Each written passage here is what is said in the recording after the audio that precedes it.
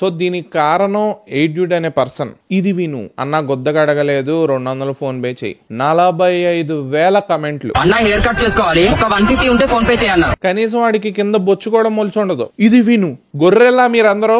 అన్న గొద్ద కడుక్కోవాలి 200 phone pay చేయమంటే ఆడు చేసేస్తున్నాడు. మా పిల్లని ఓయోకి తీసుకెళ్ళాలి. ఓయోకి వెళ్ళడానికి డబ్బులు లేవంట. ఏ పొదల్లోకి దూరొచ్చుగా. ఆ 1000 రూపాయలు మళ్ళీ లాగడానికి మీరు 10 లక్షలు కోల్పోతారు అక్కడ. గొర్రెలు అందరూ గొర్రెలు. ఈ మనీ అయితే గివ్ వేద్దాం అనుకుంటున్నా. ఈ పిత్తు ప్రశాంత్ గాని ఈ ఋతు వర్మ గాని, బికాస్ ఆ పెంట చాలా రుచిగా ఉంటది. అన్ని బంగళాలు ఎలా వచ్చినాయి జూతక్క నీకు? ఆ బంగళా కింద ఎంత మంది శవాలు ఉంటాయి తెలుసా? ఒక ఆడపడుచు సింధూరాన్ని తొడిచేయడం. ఏ జైల్లోకి వెళ్ళాలనిపిస్తుందా ప్రతి ఒక్కడికి? Hi guys, welcome back to film బోల్తే.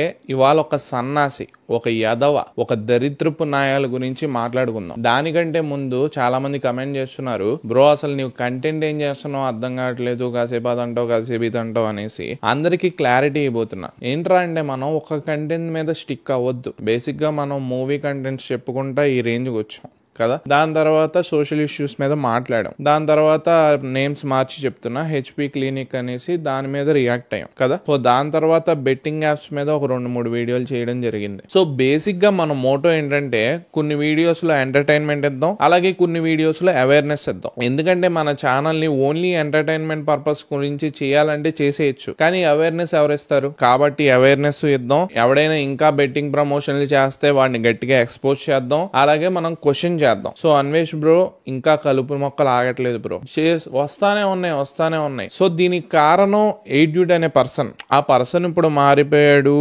Okay అంటే ఒకప్పుడు ఏం చేసేవాడు అంటే, ఇది విను అనేసి కమెంట్లో ఎలా చెప్పారు అనేసి డబ్బులు ఫోన్ పే చేస్తున్నాను అనేసి ఫేక్ గా చేసేవాడో, కొంతమందికి రియల్ గా చేసేవాడో మనకు తెలియదు. అంటే